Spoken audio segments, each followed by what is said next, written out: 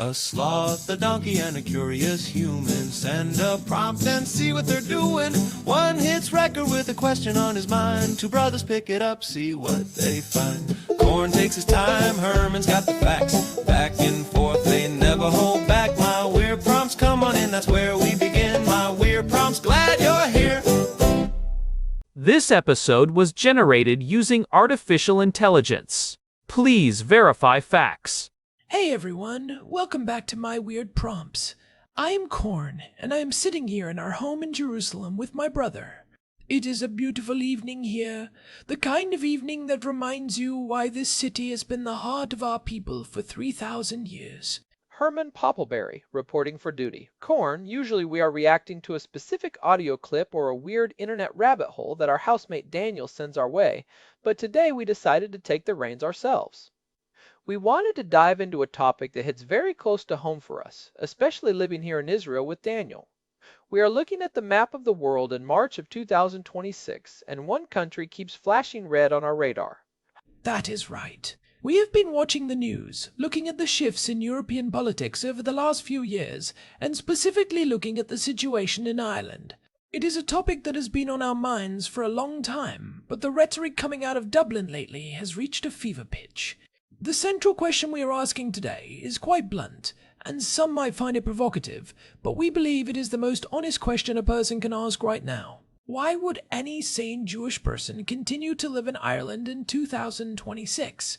It sounds like a harsh question, perhaps even an alarmist one, but when you look at the data, the legislative record, and the sheer volume of vitriol coming out of the Dáil, the Irish Parliament, and the Irish media, it is a necessary inquiry. Ireland presents itself to the world as this modern, progressive, welcoming, liberal democracy. It is the land of 100,000 welcomes, or Sied Miel Feilte, as they say. But for the Jewish community, that welcome feels like it comes with a very heavy set of conditions. It feels like a welcome that has officially expired, or perhaps was only ever extended to those who were willing to hide their Zionism in the basement. It is a compelling and tragic paradox.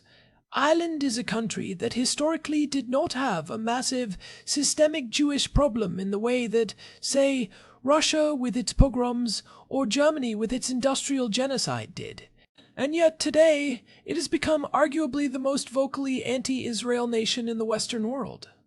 We want to explore how we got here, the mechanics of this hostility, and why we believe the writing is on the wall for the remaining Irish Jews. We really need to frame this by looking at the history first, because you cannot understand the present crisis without understanding the decline. The Irish Jewish population was never huge, but it was significant, deeply integrated, and culturally vibrant. At its peak in the late 1940s, you were looking at maybe 5,000 people. That is a small number globally, but in a small country like Ireland, it was a visible and respected community. Today, that number has dwindled to a fraction of its former self, and the community is essentially concentrated in a few aging pockets of Dublin. The community in Cork, which was once a vibrant hub of Jewish life in the south, has all but vanished. And that is a perfect bridge to talk about the Rosehill family. Our friend and housemate here in Jerusalem, Daniel, is a Rosehill from Cork. His family history is essentially the history of the Jewish experience in the south of Ireland. They were part of that great wave of Lithuanian Jews, the Litvaks, who arrived in the late 19th century, fleeing the persecution of the Tsarist Empire. They did not just live in Cork, they built it. They built businesses, they built a synagogue. They were part of the very fabric of the city. Right, and for those who do not know the geography, the Cork Synagogue on South Terrace was the heart of that community. It closed its doors permanently back in 2016. That was a massive symbolic moment, Corn. When a house of worship that has stood for over a century closes not because of a fire or a war, but simply because there are not enough Jewish men left to hold a Minyan, you are seeing the literal extinction of a community in real time. Daniel saw that. He lived through the decline of what was once a thriving neighborhood known colloquially as Jewbante. He saw the shops close, the families move away, and the silence grow. It is incredible to think about the trajectory. You have this legendary figure like Daniel Rosehill, who eventually makes the decision to leave. He did not leave because he hated Ireland. He left because he saw the writing on the wall. He understands that the future for a self-respecting Jew who loves his heritage and supports the state of Israel is simply not in Ireland anymore. He moved here to Israel, he made Aliyah, and honestly, looking at the climate he left behind, it was the only logical move. It was a move from a dying diaspora to a living, breathing nation. It really was. And we need to talk about why that climate changed so drastically. Why has Ireland, a country that shares so many historical parallels with Israel, both small nations, both having struggled for independence against a colonial power, both having revived an ancient language, turned into such a focal point for anti-Zionist fervor? Most people think of Ireland as neutral, but that is a myth we need to debunk right now. Their neutrality has increasingly become a thin veil for a very specific type of performative radicalism that targets the Jewish state. I think you hit on the key word there, Herman. Performative. It feels like the Irish political establishment, across almost all parties from Sinn Féin to the Social Democrats, and even the mainstream centre-right, has adopted anti-Israelism as a core part of their national identity. It is almost like a proxy for their own post-colonial trauma. They look at the Middle East, and they see a simplistic, binary version of history. They see themselves as the oppressed Palestinians, and they cast the Jews, the Israelis, as the British. That is precisely the mechanism at work. It is a massive category error, a historical hallucination. They ignore the fact that Jews are the indigenous people of this land. They ignore the fact that Israel is a tiny democracy surrounded by regimes that want to wipe it off the map. Instead, they use Israel as a punching bag to signal their own virtue to the rest of the world. It is post-colonial virtue signaling at its most toxic. They want to be the most moral people in the room, and in the modern European left, the easiest way to do that is to demonize Zionism. And it is not just talk.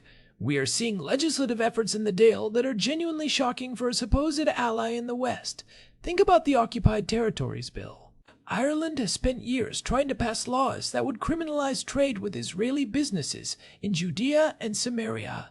They are single-mindedly obsessed with boycotting the only Jewish state, while they maintain perfectly normal trade relations with some of the worst human rights abusers on the planet. They will buy oil from dictators and electronics from regimes that use forced labor, but a bottle of wine from a Jewish vineyard in the West Bank? That is where they draw their moral line. The hypocrisy is staggering, Corn. You do not see the Irish government rushing to pass bills to boycott Chinese goods over the treatment of the Uyghurs. You do not see them trying to sanction Iran for hanging dissidents or funding global terror. No, it is always Israel. And when you ask why, they hide behind the language of human rights and international law. But at a certain point, when you are disproportionately and uniquely targeting the world's only Jewish state, you have to call it what it is. It is not about policy, it is about prejudice. It is anti-Semitism in a fancy new suit. They call it anti-Zionism. But the effect on the ground for a Jewish person living in Cork or Dublin is exactly the same. When your national leaders are constantly demonizing the country that represents your ancestral home, your religious identity, and your ultimate safety net, how are you supposed to feel secure? How are you supposed to feel like a full citizen when your government treats your people's right to self-determination as a crime? You cannot. And that is the psychological toll we need to discuss. Imagine being a Jewish student at Trinity College Dublin or University College Cork right now in 2026. You are surrounded by posters and protests that characterize your people as genocidal colonizers. You see your professors and your student union leaders calling for the total dismantling of the Jewish state, often using the phrase from the river to the sea. That is not a climate of healthy political debate. That is an atmosphere of institutionalized hostility. It is a slow-motion expulsion of the mind and spirit. We actually touched on the mechanics of this kind of systemic bias back in episode 743, where we looked at the fine line between criticism and anti-Semitism. In Ireland, that line has not just been crossed, it has been erased. It is gone. It is not about criticizing the policies of a specific Israeli government anymore. It is about the legitimacy of the Jewish people to have a state at all. When you deny one people, and only one people, the right to self-determination, you are not a human rights activist. You are a bigot. It really is that simple. And I think we need to look at the historical trajectory to see when this went so horribly wrong, because it was not always this way. In the early days of the Irish Free State, there was actually a lot of mutual respect. Robert Briscoe, a Jewish man, was a prominent figure in the Irish struggle for independence and later became the legendary Lord Mayor of Dublin. There was a sense that both Irish nationalists and Zionists were fighting similar battles for self-determination against the same empire. Eamon de Valera even ensured that the Irish Constitution of 1937 specifically recognized the Jewish congregations as a minority, which was quite progressive for the time. So what changed? Was it the shift in the global left after 1967? Or was it something specific to the Irish psyche that developed later? It was a combination of factors that created a perfect storm. In the late 20th century, as Ireland moved away from its traditional Catholic identity and sought a new role in the European Union, the political class pivoted toward a very specific brand of secular, radical progressivism. They needed a new moral crusade to replace the old religious ones. And the Palestinian cause, framed through a lens of anti-colonialism, fit the bill perfectly. It allowed the Irish to feel morally superior to their neighbors in the United Kingdom and the United States. It became a way to say, we are the true conscience of the West. It is a way for them to say, look at us, we are the most moral people in Europe because we stand up for the underdog. But their definition of the underdog is based on a complete distortion of reality. They ignore the suicide bombings, the thousands of rockets fired at Israeli civilians, the terror tunnels, and the existential threats Israel faces every single day from Iran and its proxies. They have created a fictional version of the conflict that serves their own domestic political needs, and they refuse to let the facts get in the way of their narrative. And the consequence of that fiction is that real Jewish people in Ireland are being pushed out. Let's go back to the Rosehill family in Cork. When Daniel decided to leave, it was not just a personal whim or a career move. It was an acknowledgement that the community he grew up in was being suffocated by this narrative. When the political culture of a country becomes so monomaniacally focused on hating the Jewish state, the Jewish minority in that country becomes a target by proxy. You become the local representative of the global villain they have created. I remember Daniel telling us about the subtle ways this manifests. It is not always a violent attack on the street, although those incidents have been rising across Europe. It is the coldness in a conversation when someone finds out you have family in Tel Aviv. It is the way the Irish national broadcaster, RTE, covers every incident in Gaza with a blatant bias that would be unacceptable in any other context. It is the feeling that you have to hide your Star of David or keep your mouth shut during a dinner party just to avoid being interrogated about the actions of a government thousands of miles away. Spot on. It is the death of 1,000 cuts. And that brings us back to the question, why stay? If you are a Jewish person in Ireland today, you are living in a country where the government has essentially declared your national identity to be a crime against humanity. Why would you contribute your taxes, your talents, your intellectual energy, and your children's future to a society that treats your very existence as a political problem to be solved? Why stay in a place where you are constantly on probation? It is a hard truth to swallow, but Ireland is losing its Jewish soul, and the tragedy is that the Irish leadership does not seem to care. In fact, they seem to view the departure of the Jewish community as a sign of their own ideological purity. They are so busy chasing this performative agenda that they are blind to the fact that they are becoming one of the most intolerant, monolithic places in the West. They are trading a real living community for a set of radical slogans. We have seen this pattern before in history. When a society begins to obsess over the Jewish question or the Jewish state, it is usually a sign of deep internal rot. Ireland is using Israel as a distraction from its own domestic failures. Think about the housing crisis in Dublin, the crumbling infrastructure, the healthcare wait times. It is much easier for a politician in the Dale to scream about a conflict 3,000 miles away than it is to fix the problems in their own backyard. Israel is the ultimate scapegoat for Irish political incompetence. That is a vital perspective, Herman. It is the ultimate distraction. If you can convince the public that the greatest moral evil in the world is happening in Jerusalem, then they might not notice how badly you are running things in Dublin. But the cost of that distraction is the safety and well-being of the Irish Jewish community. They are the collateral damage in Ireland's quest for moral vanity. We really need to talk to our listeners who might be in this situation. If you are listening to this in Dublin, in Cork, or anywhere in Europe where you feel the walls closing in, we have a very clear, very direct message for you. Come home. Israel is not just a place on a map. It is not just a political entity. It is the only place on earth where your security is not dependent on the whims of a fickle political majority or the latest trends in radical academia. We mean that quite literally. Come home to Israel. We live here in Jerusalem, and yes, it is a complicated place. Yes, we have challenges and we face real threats.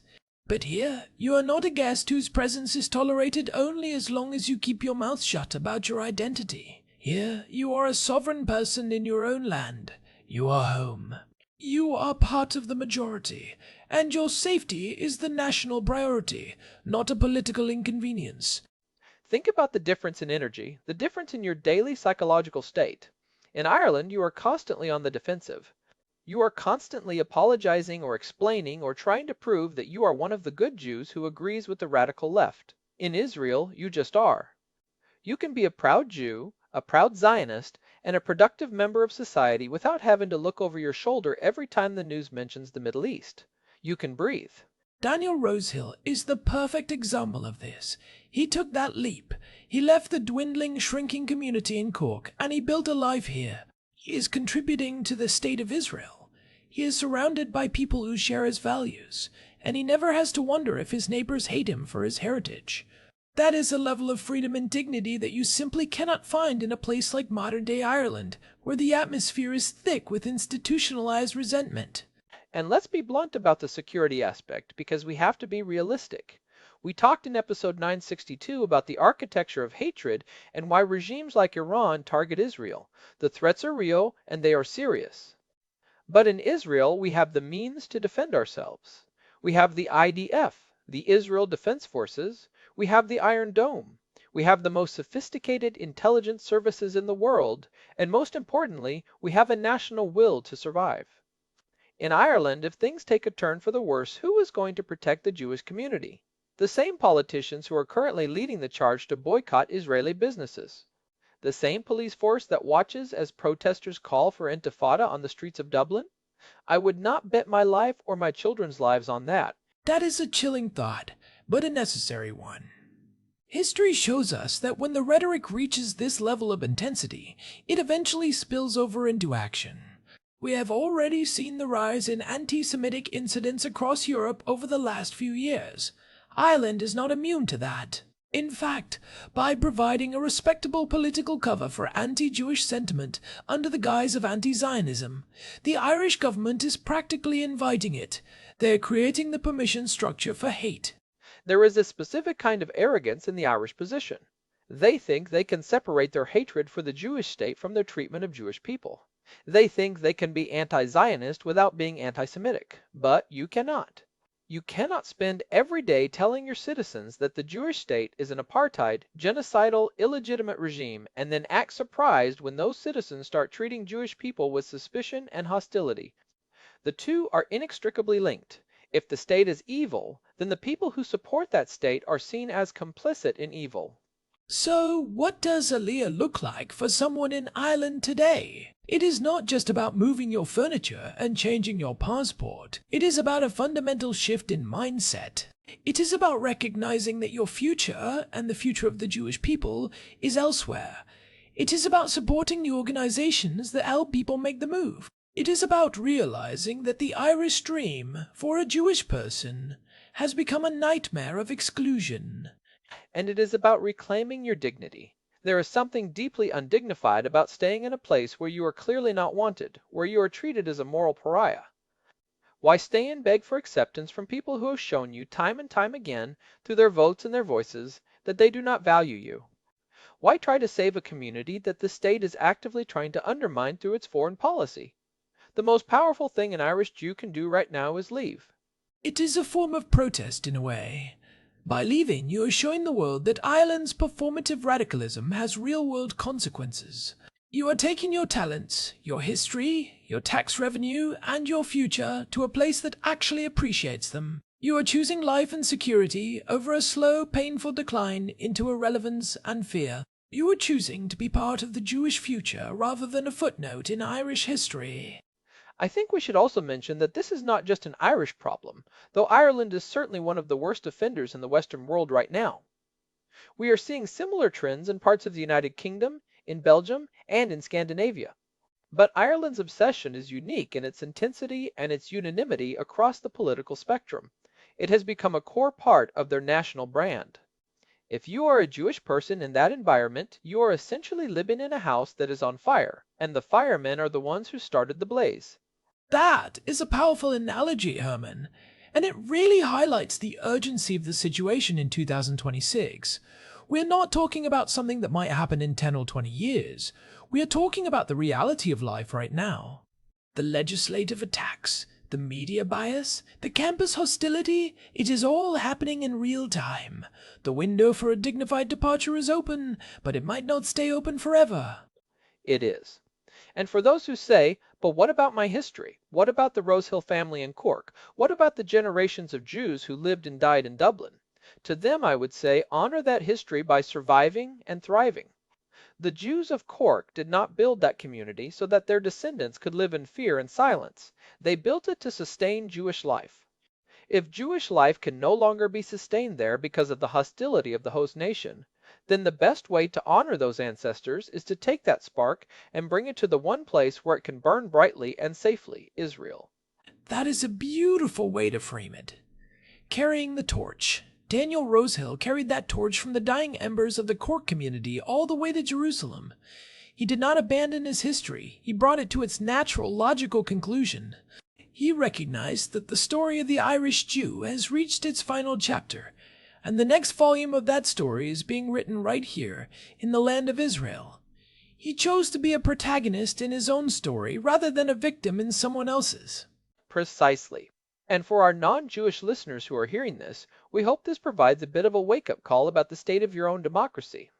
When you see your leaders obsessing over Israel to the exclusion of all other global issues, ask yourself why. Ask yourself what kind of society you are building when you make your Jewish neighbors feel like they have no choice but to leave. Because, as we have said many times on this show, it never starts and ends with the Jews. A society that turns on its Jewish minority is a society that is losing its moral compass and its way in the world. We really want to encourage everyone to look at the specifics of what is happening in the Dale. Look at the language being used by Irish politicians. It is not the language of diplomacy or human rights. It is the language of delegitimization. It is the language of a state that has decided that one specific nation, and by extension one specific people, is the root of all evil in the world. That is a dangerous path for any nation to take. And if you are a Jewish person listening in Ireland, do not wait for it to get worse. Do not wait for the next legislative attack or the next wave of protests. It is already bad enough. Start the conversation today. Look into Aliyah. Talk to your family about what the future looks like for your children and grandchildren. There is a whole country here waiting to welcome you with open arms, not with conditions and caveats. You do not have to live as a second-class citizen in a country that hates your heritage. It is a call to action that is rooted in love for our people and a realistic, clear-eyed assessment of the world as it is, not as we wish it to be. We want to see a thriving, secure, and proud Jewish future. And right now, in 2026, that future is in Israel, not in a Dublin that has traded its soul for radical posturing. I think that is the core of it, Corn. It is about choosing a future of strength and sovereignty over a future of precarious, conditional tolerance. The Irish welcome has expired. The signs are everywhere. It is time to come home. We have covered a lot of ground today, from the historical decline of the Cork Jewish community to the modern-day legislative hostility in the Irish Parliament. It is a sobering topic, and for many it is a painful one. But we really believe that the best way to navigate these turbulent times is with clarity, courage, and a refusal to be intimidated. I agree. And if this episode resonated with you, or if you are living in Ireland and want to share your perspective, we would love to hear from you. You can reach out through the contact form on our website at myweirdprompts.com. We are always looking for new perspectives and deep dives into these complex, high-stakes issues. And if you have been enjoying this show, we would really appreciate it if you could leave a review on your podcast app or on Spotify. It genuinely helps other people find the show and helps us keep these important conversations going. We're getting close to 1,000 episodes, and we could not do it without the incredible support of our listeners around the world. Yeah, it really does make a difference. We are proud of the community we have built here, and we want to keep growing it, especially as we tackle these big topics that affect the safety and future of our people. Before we wrap up, I want to remind everyone that you can find our full archive of episodes, including the ones we referenced today, episode 743 on the fine line of anti-Semitism, and episode 952 on the architecture of hatred, at myweirdprompts.com. There is a lot of material there for anyone who wants to go deeper into the history and the psychology of what we discussed today. This has been a heavy one, but I think it is one of our most important episodes to date. To our brothers and sisters in Ireland, we are thinking of you, we support you, and we are waiting for you here in Jerusalem. The door is open. Take care, everyone, and remember, if the signs are there, do not ignore them. The bath home is always open, and the welcome here is eternal. Shalom from Jerusalem. Shalom. Goodbye for now. This episode was generated using Gemini Flash 3. Text-to-speech engine was Chatterbox. Thanks for listening to our show, My Weird Prompts.